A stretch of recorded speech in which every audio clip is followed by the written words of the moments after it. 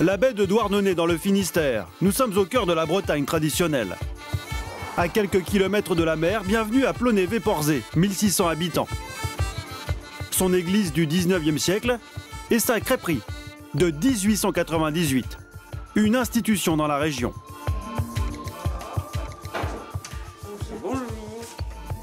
La patronne, c'est Anne-Marie Gourland, 67 ans. L'une des dernières crêpières authentiques de Bretagne. Ses galettes au blé noir et ses crêpes au froment sont, paraît-il, les meilleures du pays. Bon, vous avez choisi? Complète.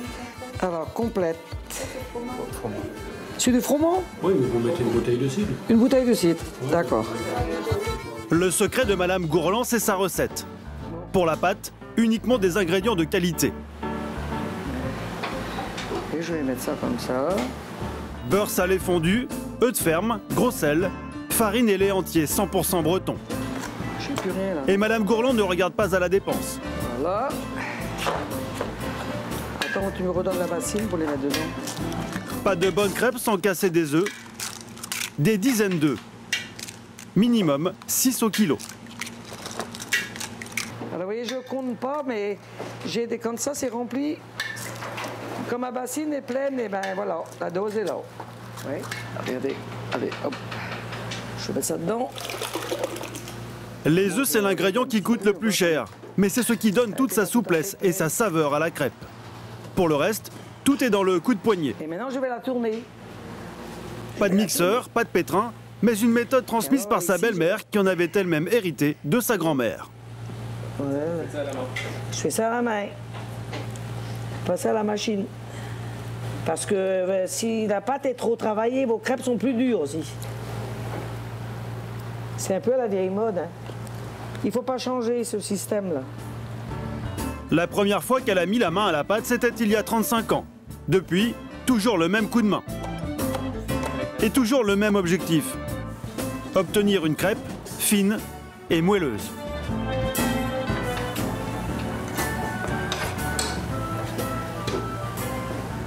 Et voilà ma crêpe. De bons produits et un savoir-faire inimitable. Complète brouillée sur du blé noir. Anne-Marie Gourland a ses fans. Anne-Marie est la seule et unique à faire ce genre de crêpes. Ah ben oui. Oui, elles ont un goût particulier C'est qu'on ne particulier. retrouve pas dans les autres crêperies. Non, non. Ici, elles sont souples, contraire à d'autres qui sont très fines et très... Crase. On dit ça en breton, crasse, ça veut dire... croustillantes. Chez Madame Gourland, c'est 1,70 € la crêpe au beurre, 5 € la complète, œuf, jambon, fromage. Certains en proposent de moins bonnes 2 ou 3 fois plus chères, et ça fait bondir la crêpière bretonne. Les gens qui sont en train d'ouvrir des crêperies pendant l'été, là. Mais attendez, ils ne savent pas faire des crêpes, ces gens-là. Ils ouvrent pour 1 mois, 2 mois terminés. Il y a des trucs, c'est assez minables, attends, ils ne savent même pas les étaler. Ça vient aussi de la façon dont tu l'as fait là, attends, ils ne savent même pas les étaler. Oh là là, il y en a qui n'ont pas peur, hein. En Bretagne, à Marseille ou à Paris, ils sont aujourd'hui des milliers à vouloir exploiter le filon. Apprentis crêpiers, marchands ambulants ou industriels. Car la crêpe, c'est l'un des business les plus rentables de la restauration. Un minimum d'investissement, un prix de revient de quelques centimes et des bénéfices records. Certains ont fait fortune en très peu de temps. Qui sont-ils? Comment certains petits malins tentent-ils de s'accaparer le marché? Crêpes traditionnelles ou crêpes en poudre, la qualité est-elle toujours au rendez-vous? Y a-t-il des arnaques? Paris, un samedi après-midi. Entre la Tour Eiffel et l'embarcadère des bateaux-mouches, ce petit stand de couleur rouge. Un préfabriqué de 5 mètres carrés, ça n'a l'air de rien et pourtant c'est l'une des crêperies les plus rentables de France. Ici, on est loin des crêpes de Madame Gourland. Grâce à cet étonnant distributeur automatique de pâtes, on fabrique des crêpes à la chaîne. Une vraie révolution. C'est rapide, elle est sur un système de rails coulissantes, ce qui nous fait gagner du temps. Et on a un petit compteur de crêpes, ce qui nous permet de savoir combien on fait de crêpes à la journée. Et sur un week-end, on en fait à peu près 1200. Sauf qu'il n'y a plus de pâte. Refaire de la pâte, rien de plus simple pour David Bensoussan. Là, j'ai plus de pâte à crêpes. Même pas besoin de se salir les mains. Et ramener la poudre. Dans ce conteneur, de mystérieux sacs de 10 kilos.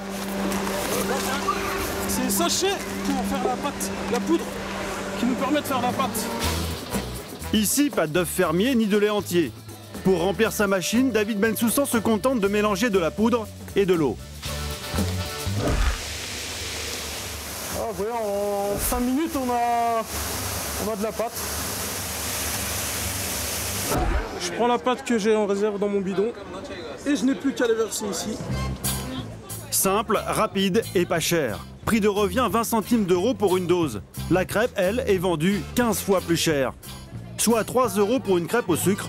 C'est le double de Madame Gourland. Un véritable jackpot. Selon nos calculs, plus de 30 000 € de chiffre d'affaires par mois. C'est clair que c'est rentable, quoi. Ça reste facile à préparer, c'est pas cher. C'est un bon business. Un business où la marge brute peut atteindre les 1000% pour une crêpe au sucre. Cette rentabilité record, on la doit au génie d'un inventeur français. Voilà. Direction Annecy, en Haute-Savoie. Dans la zone d'emploi de la ville, quelques bureaux anonymes. Le pape de la crêpe en poudre, c'est lui, André Sala, un ancien patron de crêperie. Ce matin, il est stressé car il attend un gros client venu spécialement de Roumanie. Bonjour. Ça fait bon voyage. Comment ça va, André? Très bien, très bien. Enchanté. Le Roumain est un homme d'affaires qui a fait fortune dans le pétrole et qui veut aujourd'hui se lancer dans la crêpe. Il est venu pour acheter une des fameuses machines d'André Sala. Le Français va tout faire pour lui en vendre beaucoup plus. Direction les sous-sols de l'entreprise pour la démonstration.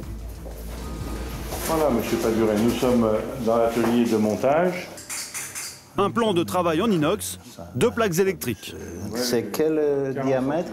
40 cm. Il y a aussi des ustensiles et même des pots pour les ingrédients. Le concept d'André Sala, c'est une mini crêperie en kit. Il l'a conçue lui-même et il a pensé aux moindres détails. C'est quoi ça? Ça, alors on va dire, Ça, c'est quoi? un séparateur, Un séparateur. pour séparer le fromage du jambon. Ah bon? On le met au congélateur la nuit et le matin vous le remettez là et vous pouvez mettre le fromage et le jambon qui sont maintenus à une température constante. Mais la vraie révolution, c'est ce distributeur de pâte à crêpes. Le système a obtenu plusieurs prix dans des concours d'inventeurs. Le cœur, hein?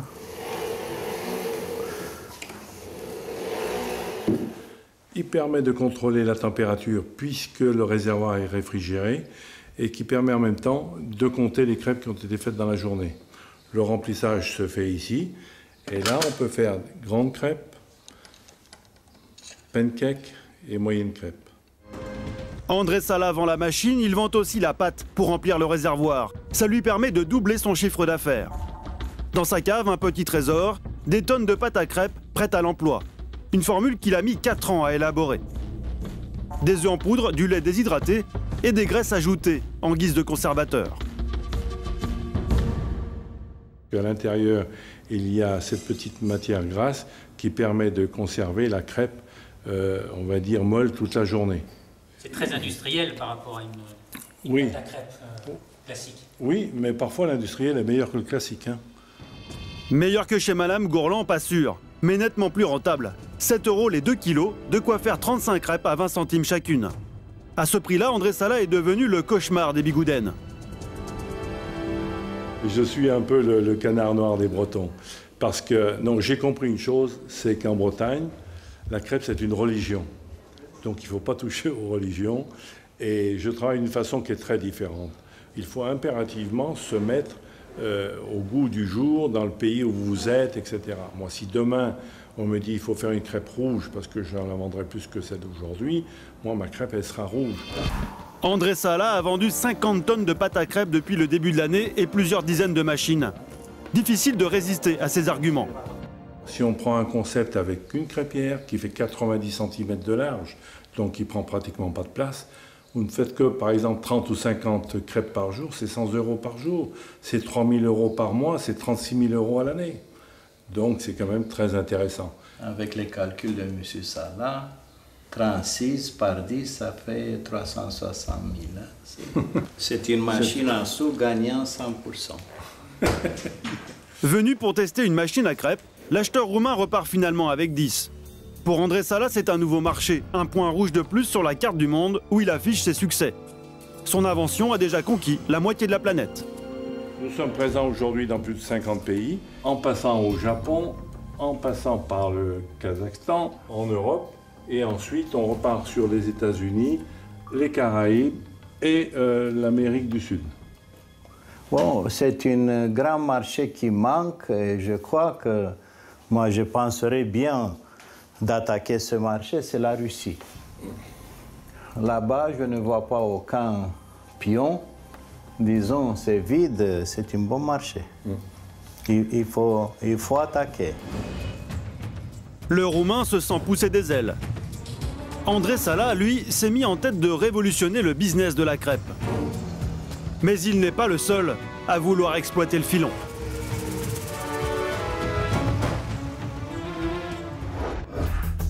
Direction plan de campagne à 10 km au nord de Marseille. Une immense zone commerciale, pas vraiment de quoi rêver. Et pourtant, coincée entre un magasin d'outillage et un hôtel bon marché, voici la plus grosse crêperie de France.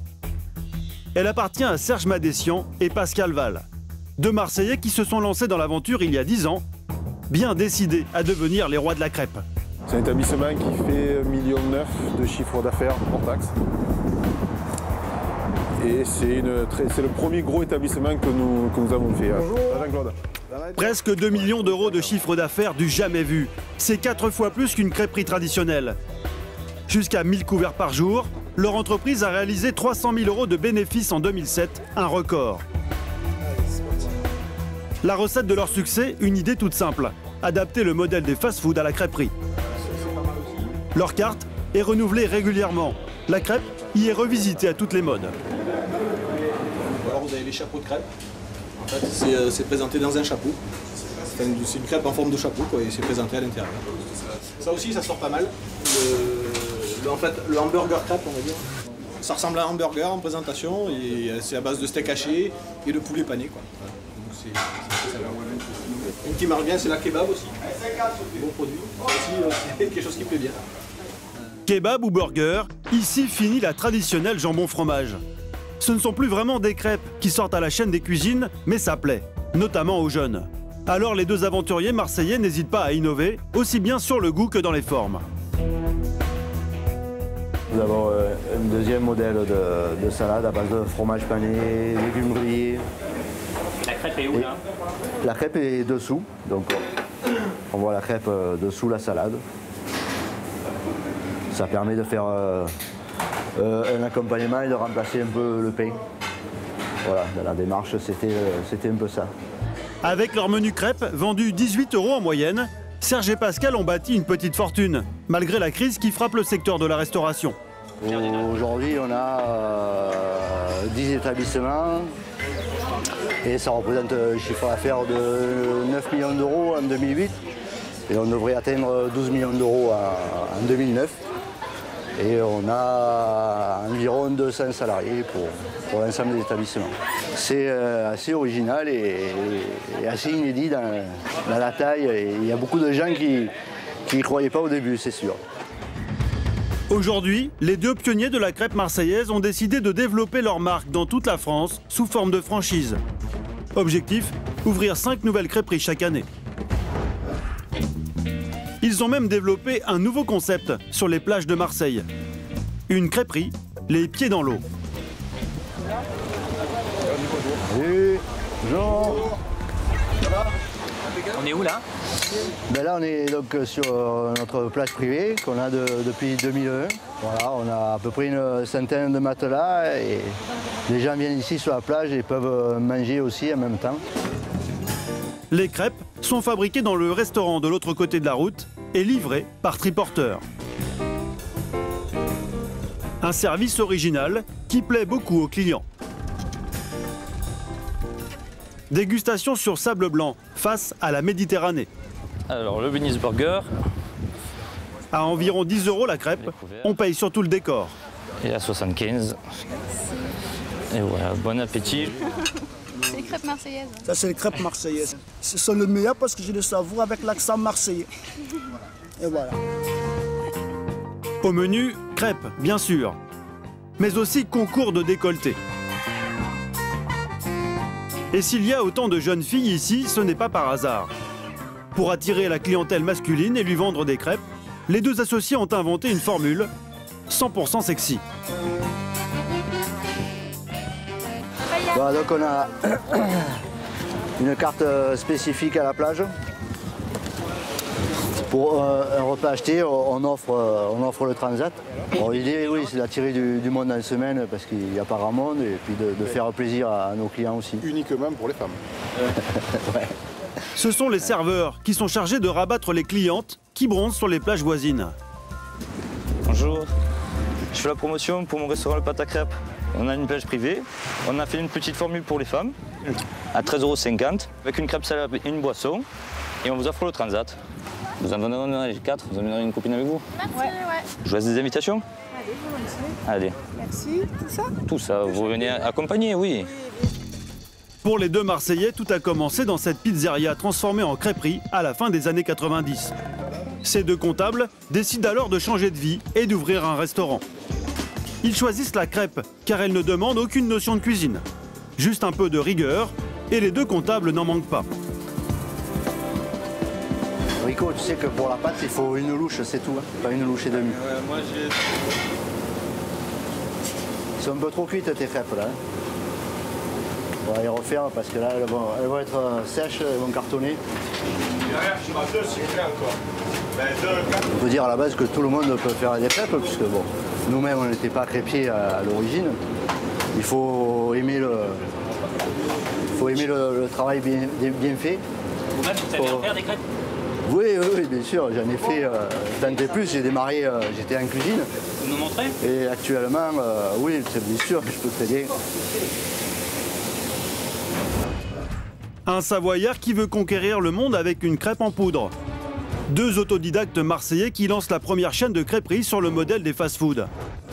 Alors si on veut manger une crêpe à l'ancienne, peut-on compter sur les crêperies traditionnelles bretonnes? Eh bien, vous allez le voir, certains Bretons ont eux aussi fait le choix du tiroir-caisse plutôt que de la qualité. Direction Montparnasse à Paris, le quartier historique de l'immigration bretonne, une des plus grandes concentrations de crêperies en France. Mais ici, les crêpes n'ont parfois d'authentique que le nom. Nous avons demandé à Marthe Valentin de tester avec nous plusieurs adresses réputées. Cette passionnée de la crêpe est une ancienne crêpière. Elle écrit désormais des chroniques gastronomiques dans une revue celte. Bonjour. Équipée d'une caméra cachée, notre tournée commence dans cet établissement autour de 3 crêpes beurre-sucre. Et d'emblée, une mauvaise surprise. Il n'y a pas de moelleux, c'est d'élastique. On devrait avoir une crêpe croustillante et moelleuse au milieu et ça devrait être un régal à chaque bouchée. Mais ce n'est pas le cas, hein. Ça c'est quelque chose qui reste sur l'estomac. On dit pourtant que c'est connu pour être les meilleures crêperies bretonnes de Paris. Ça n'a plus de crêperie bretonne que le nom, hein. Les industriels feraient peut-être presque mieux, quoi. Selon elle, on est loin de la recette de Madame Gourland. Un peu plus loin dans la rue, nous choisissons une deuxième adresse. Pour comparer, nous commandons aussi la crêpe de base au beurre et au sucre. Merci. Mais là encore, pas de quoi enchanter les papilles de notre connaisseur. Bien au contraire.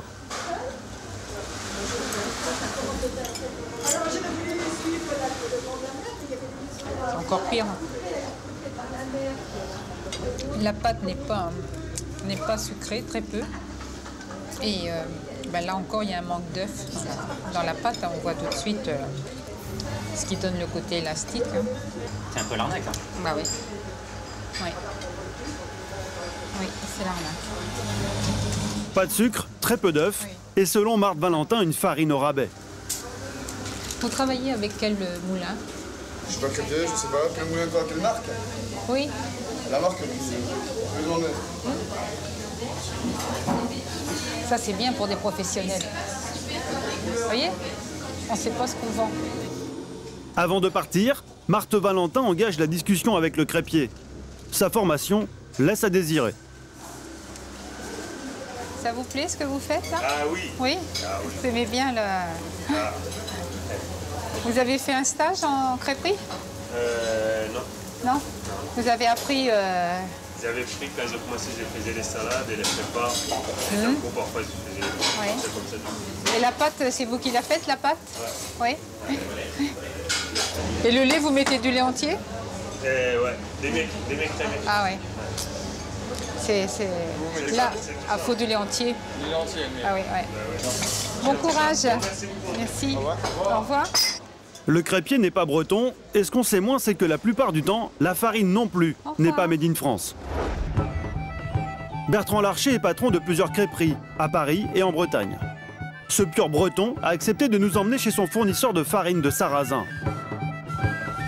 C'est ce moulin traditionnel de Vitré, à 30 km de Rennes. Et le meunier ici, c'est une femme. Elle s'appelle Catherine Delhommel. Bonjour Catherine, ça va? Dans le moulin de Catherine Delhommel, on trouve bien sûr la farine de blé noir biologique, 100% locale. Bertrand Larcher n'utilise que celle-ci pour ses galettes bretonnes. Mais difficile de résister car à l'étage, Catherine Delhommel moute aussi une farine beaucoup plus exotique. Bertrand, là on est en fabrication en blé noir d'importation. L'origine c'est du blé noir d'Asie qui vient du nord de la Chine, Mandchourie. Faute de production suffisante en Bretagne, près de la moitié de la farine moulue ici est d'origine chinoise. C'est jusqu'à 100% chez les meuniers industriels. Ça c'est du chinois. Même si le cœur il est pour défendre sa région, le blé noir de Bretagne, il faut aussi essayer de satisfaire la plupart de nos clients. Bertrand Larcher est l'un des rares à ne pas s'être converti au sarrasin chinois. Vendu jusqu'à 40% moins cher que le sarrasin breton par les industriels, il est aujourd'hui utilisé par la quasi-totalité des crêperies françaises. La raison principale de ce choix, c'est peut-être de faire quelques économies. Au détriment de la qualité? Certainement au détriment de la qualité, oui, tout à fait. La saveur n'est pas la même. Quelle que soit sa saveur, la crêpe se vend bien et attire toujours de nouveaux adeptes. Aujourd'hui, André Sala reçoit 2 jeunes femmes qui ont décidé d'ouvrir leur crêperie ambulante. Avant d'acheter la machine, petite formation express. Allez, vous venez avec moi. Cheveux blonds, Laurence Olivier. Pour être ça? Oui, oui. Cet ex-agent immobilier de la région parisienne s'est installé dans le sud pour devenir crêpière. Donc on va préparer la pâte. OK? Bien. Comme toujours, c'est André Sala qui tient le rôle du chef cuisinier. Mais André Sala a beau vanter la simplicité de sa machine, pour Laurence, c'est loin d'être gagné. Voilà, je vais vous guider pour pas descendre trop fort. Voilà. La santé là. Voilà, parfait. Ouh là là, c'est pas facile, hein. Parce que, regardez bien. Là là. Finalement, un quart d'heure plus tard. Descendez rapidement. Voilà, hop, c'est bon. Allez. Voilà, mais on voit, vous en avez fait combien? C'est la 7e ou la 8e là? Ah, super. Laurence n'a pas encore le coup de main. Hop. Ne pas déborder. Mais elle a bien compris l'intérêt de la machine. C'est vite fait et vous ne mettez pas beaucoup de chocolat. Voilà. Il y en a quand même pas mal là, du chocolat. Oui, oui. Combien je fais la vente cette crêpe au chocolat? On va dire entre 3 et 4 euros. D'accord. Et le facile. coût de revient, ça fait 30 centimes quoi? Oui, à peu près. D'accord. Vraiment intéressant. Ouais, combien on en fait dans une heure? Comme je viens d'apprendre à les faire là, si je passe... Vous faites environ 50 à 60 crêpes à peu près dans une heure. Ah quand même? Oui. 4 euros x 50 crêpes, elle peut espérer se faire jusqu'à 200 euros de l'heure. Reste à choisir son chariot à crêpes. André Sala en propose pour tous les goûts et tous les prix, de 5 à 12 000 euros. Non, ça c'est trop petit, ça c'est sûr. Laurence a craqué pour cette petite crêperie mobile avec gaufrier incorporé. Un gaufrier parce que vous voulez faire des gaufres. Absolument, ouais. Vous le prenez, même pour vous, jeunes femmes, très facile, et vous le sortez à l'extérieur. Vous m'aviez dit combien? 7500 €. On va dire qu'au bout de 3 mois, 3-4 mois, cet appareil est rentabilisé. Je m'y vois bien. Mes petits clients devant, je m'y vois bien. Un mois plus tard, avance dans l'arrière-pays niçois. C'est le grand jour pour Laurence Olivier. En ce début d'été, elle commence sa nouvelle vie de crêpière avec son chariot flambant neuf. Voilà. Je l'ai fait personnaliser un petit peu. On l'a mis en plus aux couleurs de la ville de Vence. On a fait jaune et bleu. La liste des crêpes. Donc la crêpière est en place, la pâte est en place. Il n'y a plus qu'à. 5 minutes plus tard, Bonjour. Vous avez des première cliente. Alors des crêpes, des gaufres et des glaces artisanales. Et les crêpes et les gaufres salées ou sucrées. L'installation de Laurence ne passe pas inaperçue. C'est la première fois qu'une crêperie ambulante s'installe dans le village. Alors on dit toujours que la première est ratée, mais je vais essayer de faire mentir ce dicton. Alors vous allez goûter, puis après vous direz à toutes vos copines qu'elles doivent venir.